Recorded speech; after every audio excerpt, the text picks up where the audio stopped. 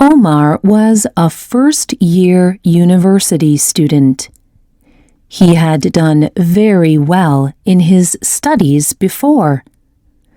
But now that he was at university, he started having problems. Some of the ideas he was supposed to learn felt too complicated. And he was suddenly in a new environment. He had new friends and new activities to explore. He found it difficult to know when he should study. How much should he study? And what were the best ways to study? Does this sound familiar to you? Learning can be difficult, in or out of school. Sometimes we forget too quickly, or the material can seem too difficult. But there are many different reasons why we do or do not learn a subject. And there are ways of studying that are more effective than others. In today's Spotlight, we will look at some of these methods. Today's Spotlight is on how to be a good student.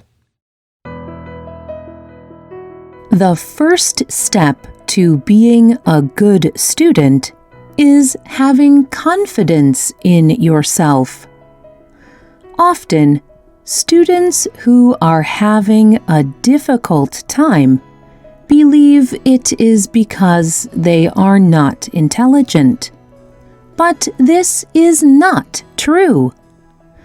Learning is how you become intelligent. All of us begin, as children, with no knowledge. From there, we learn and grow.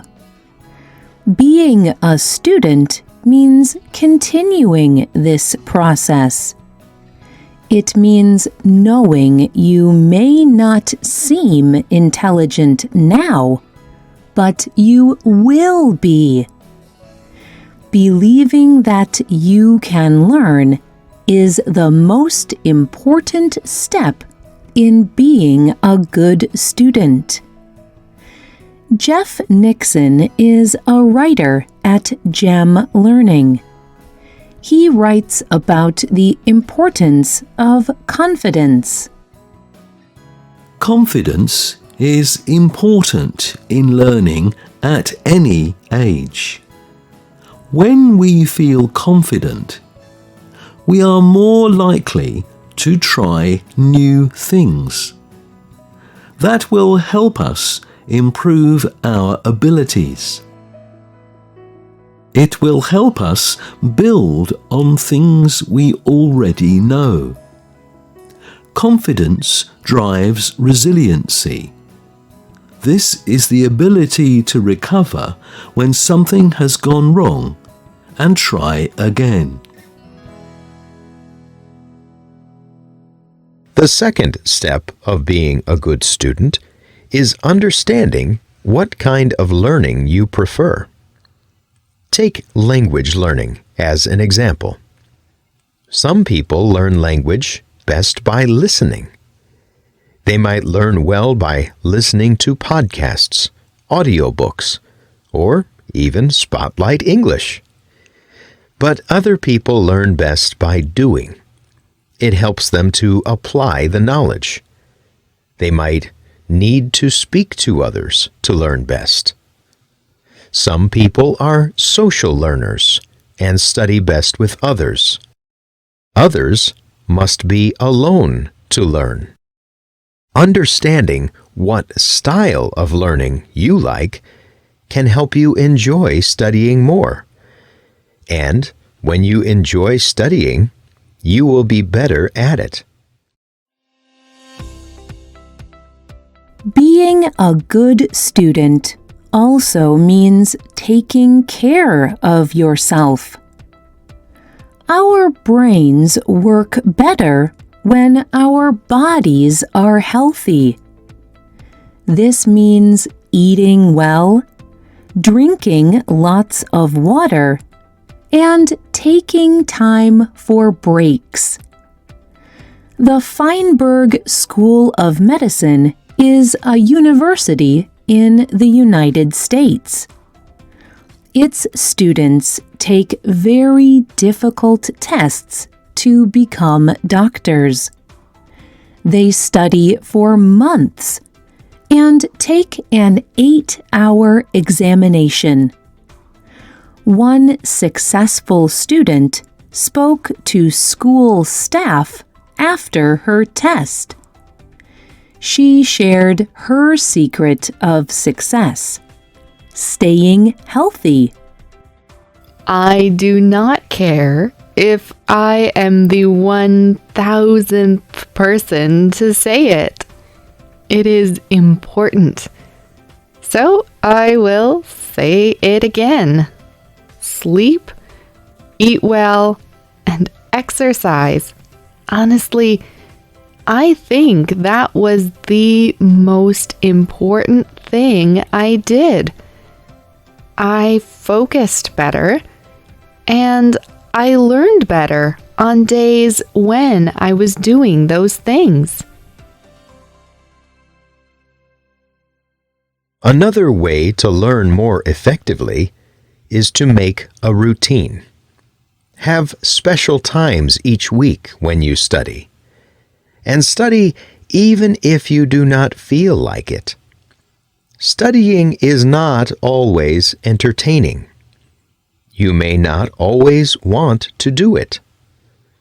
But having a routine will force you to focus. Routines are also important in reducing stress, and stress can make learning more difficult. If you are stressed, you are not thinking about what you are studying. You are thinking about your stress. Callie Patrick is a psychologist. She wrote on entrepreneur.com about the importance of routine. She said that when you do not have a plan, life is uncertain. When you have no idea what is going to happen, you can feel worried, anxious, and out of control. Your fear response can turn on. Routines reduce stress naturally. They give some control back to you. Good students also study over many days. They do not try to study everything all at once. Instead, it is better to repeat the same information several times over a longer period. Hermann Ebbinghaus was a German psychologist. He also studied memory. In 1885, he discovered that people forget at a fixed rate. If we learn a fact once, we lose that information quickly. But if we learn it again, after a short period, it will stay in our memories. The more we repeat it, the more we remember. Finally, good students ask questions. This may seem frightening at first. Asking a question may show that you do not know about a subject, and that can cause shame and embarrassment. But if you do not ask, no one will be able to help. Questions are how we naturally seek answers. Alison Gopnik is a professor of psychology at the University of California at Berkeley. She studies the science of learning. She wrote that asking questions is what our brains were born to do. At least, this is the case when we were children. For young children, quite literally, seeking answers is just as important as seeking food or water. If you can keep all of these tips in mind, they may help you be a better student and learner.